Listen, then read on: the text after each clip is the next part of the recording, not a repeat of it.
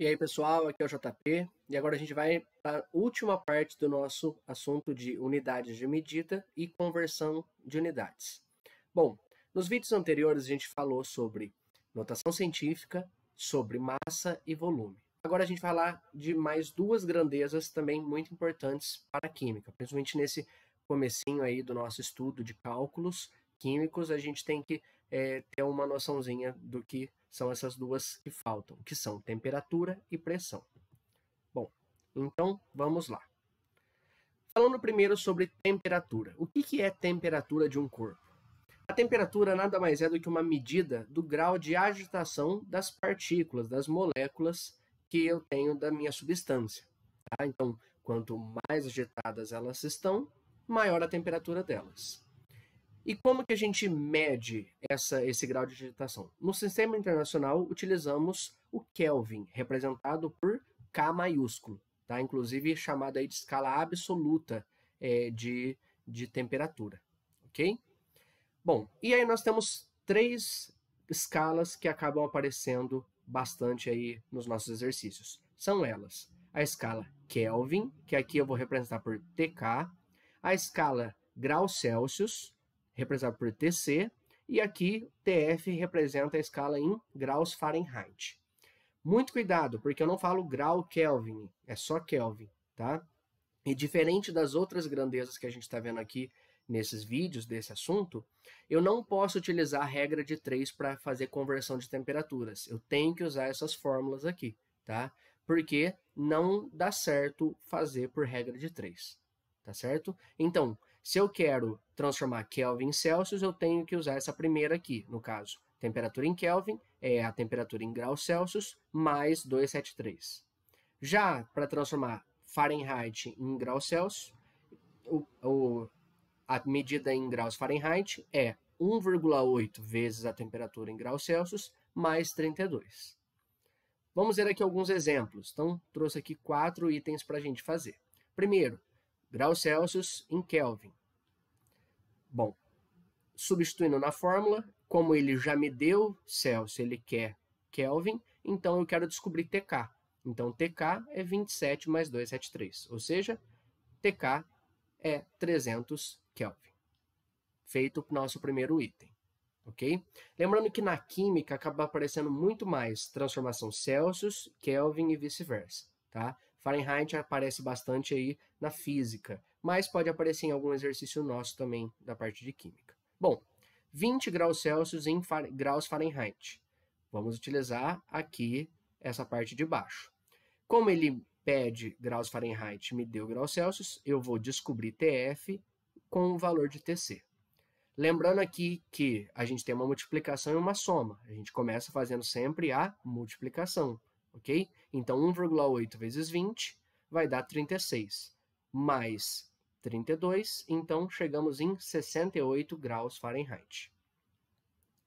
Agora, Kelvin para graus Celsius. Novamente utilizando essa primeira equaçãozinha aqui. Só que agora eu tenho TK e me falta TC. Então vamos isolar TC. O 273 está somando, passa subtraindo. Então fica 123 menos 273. Chegamos aí numa temperatura de menos 150 graus Celsius. E por fim, o último exemplo, 212 graus Fahrenheit em graus Celsius. Vamos aí novamente utilizar a segunda equação. Agora eu tenho TF e me falta TC. Então, resolvendo aqui. Lembrando que, primeiro, eu passo 32 subtraindo, então vai ficar 212 menos 32, que dá 180. E agora, o 1,8 que está multiplicando vai passar dividindo. Então, fica 180 por 1,8, chegamos em 100 graus Celsius, nossa resposta. Um detalhe aí que pode ser útil, tá? Não existe temperatura em Kelvin negativa. A menor temperatura que existe em Kelvin, por isso que é chamada de escala absoluta, é 0 Kelvin, tá? Que é o zero absoluto. Ok? Então, caso você faça um exercício, chegar no resultado negativo para Kelvin, tá errada a sua conta, tá? Agora, graus Celsius e graus Fahrenheit não tem problema dar valor negativo. Bom, falando agora de pressão, para a gente fechar o nosso vídeo. O que é pressão? Pressão nada mais é do que uma força que é aplicada sobre uma certa área. Depois, mais aprofundado, vocês estudam isso em física e tudo mais. Mas para a gente aqui na química, basta saber essa definiçãozinha. Força numa certa área. E como que a gente mede a pressão? A gente, no sistema internacional, utiliza como padrão o Pascal, representado por PA aqui. E quais são algumas unidades que a gente pode usar para medir pressão? Bom, a gente tem aqui ATM, a medida em atmosferas, que é a mais comum de aparecer em exercícios, tá? A medida em milímetro de mercúrio, cuidado aqui que apenas o H é maiúsculo, tá? Todas as outras letras aqui do MMHG são minúsculas, tá? Então, uma atmosfera equivale a 760 milímetros de mercúrio. E caso eu queira transformar atmosferas em Pascal, uma atmosfera é aproximadamente 1/10⁵ Pascal, tá? Tem um valor um pouquinho mais quebrado aí, mas geralmente só essa transformação já é suficiente. Dessas duas, a primeira acaba sendo muito importante nos nossos exercícios de química, ok? Bom, então vamos treinar aqui algumas transformações. Por exemplo, 4 ATM em MMHG. Vou utilizar essa primeira aqui. 1 ATM 760 milímetros de mercúrio, 4 ATM X. Lembrando, unidade igual embaixo de unidade igual. ATM embaixo de ATM, milímetro de mercúrio, o X vai sair em milímetro de mercúrio. E outro detalhe, não esquecer de colocar a unidade, tá? Então, não é colocar só 1/760, tá? Para você não se perder. Bom, a proporção aqui, de 1 para 4, eu multipliquei por 4. Então, de 760 para x, a gente também multiplica por 4. Ou seja, chegamos em 3.040 milímetros de mercúrio. Agora, transformando Pascal em ATM. Então, um ATM é 1/10⁵ Pascal. YATM, 5/10⁵ Pascal. Se a gente analisa aqui, de 1/10⁵ para 5/10⁵, eu multipliquei por 5. Então, de 1 para y, nós vamos aí multiplicar 5 vezes, 5 ATM. Ou, caso eu queira fazer multiplicando em cruz, também não tem problema.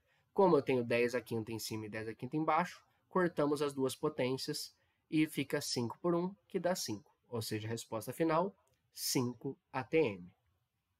Para a gente fechar, um detalhe que vale a pena a gente saber. O que é a chamada pressão atmosférica? Aqui representada por PATM.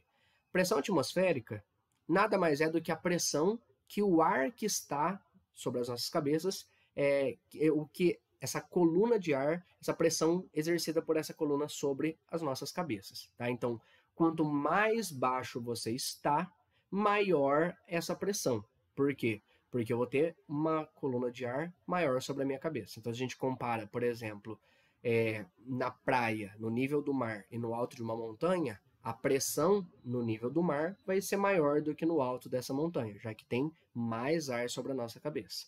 E um valor de referência para a gente saber é que, ao nível do mar, a pressão atmosférica é 1 ATM, ok? Isso daí também vale a pena você guardar, uma informação bem importante. Bom, a gente fecha aqui essa nossa parte introdutória aos cálculos químicos e agora a gente vai aprofundar em cada uma das partes específicas do nosso estudo de química. Até a próxima. Tchau, tchau.